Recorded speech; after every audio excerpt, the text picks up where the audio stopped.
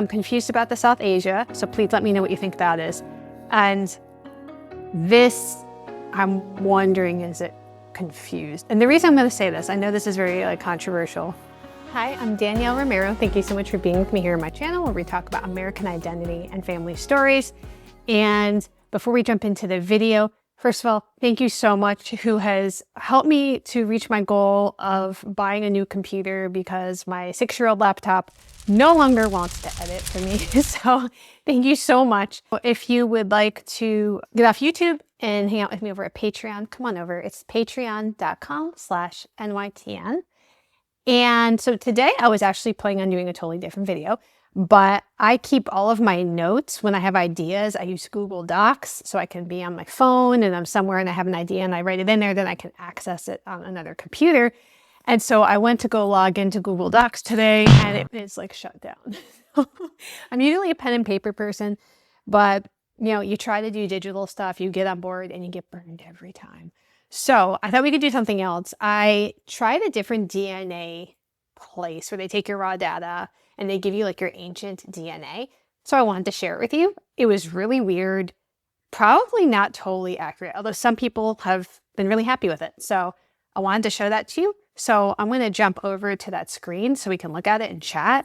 And if you're interested in any other DNA videos I've done, I have a whole playlist of different DNA tests I've taken and kind of complaining about the updates. I did the free report. So you take raw data. I think I don't know if I did 23andMe's data or Ancestry because I have done both. I have the raw data for those, but I uploaded it.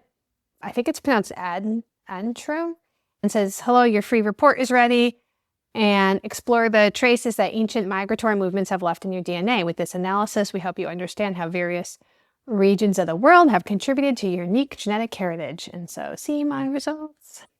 So I clicked it. So here I am. Hello, Danielle.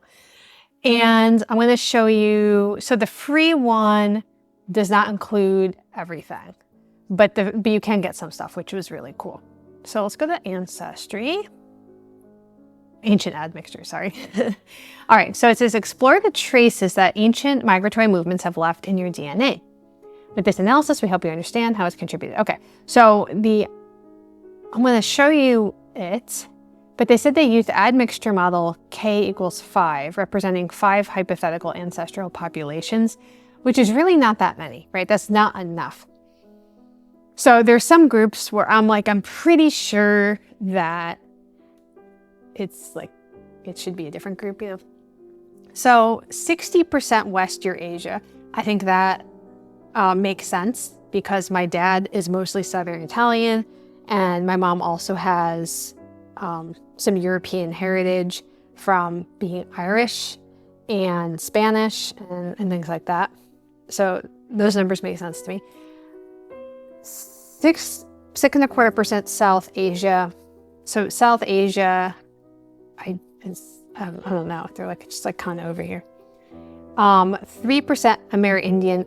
That's a lot lower than my modern tests have given me, but it's giving me 16-ish% East Asian. And I can tell you for a fact that I have no Asian ancestry. There's no Japanese, no Korean, no Malaysian, no Cambodian, nothing like that at all. So some people, I had posted this in the community notes for YouTube, had said that possibly there's a confusion here where East Asia is also American Indian. Possibly. I really don't know what else it could be because that one 100%. No. This African one jives for me. Like I said, the numbers have varied for me on my modern tests. I mean, we're talking about the continent of Africa. So, according to the continent of Africa, I have a lot of ancestry regions. I have Egypt, I have Nigeria, I have Benin and Togo, I have, I'm trying to think some of the other ones, Morocco. And so it's usually between 7 and 20%, depending on the test and the update. So to say 14.5%, 15% feels reasonable to me. I just don't know what South Asia might be. I'm wondering if that's, I have Turkish DNA. Not sure. But weirdly, even though this is kind of historical DNA, I was surprised by how accurate it felt, except for this. this doesn't make sense to me. So, I mean, I guess if this matched here, that would make sense. I'm not sure what other stuff they have available. So they said you could compare your sample with a genome project. And I didn't actually look at this. So let's look at this together. It says, compare your sample with the 1,000 Genome Project. In this section, we provide you with a detailed comparison. Remember, this is all part of the free thing. Against 26 populations from this. So it says these are averages. So my sample's here. It says I have a 97% match with Levantine, which is interesting because I don't have Jewish ancestry. I do have, my dad did have some like Iranian and Egyptian, but I don't think that would count as Levantine. So I don't know. I don't have any Finnish, like not even 1%, like not even close.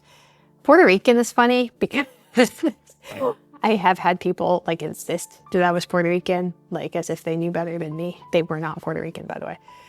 But I do have a lot of Creole ancestry. And my husband has Puerto Rican ancestry. I think his grandma was born in Puerto Rico. And so there is like a very similar mix there between being Puerto Rican and being Creole. It's like you have an indigenous, you have maybe some West African and Spanish.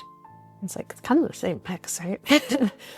Iberian, Spanish. Maybe I'm misreading this. If I'm misreading this, guys, help me.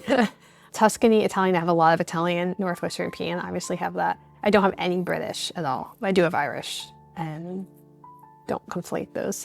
Colombian, Mexican, I do have Mexican ancestry. I don't have any Punjabi. And African Southwest, African Caribbean, what is that?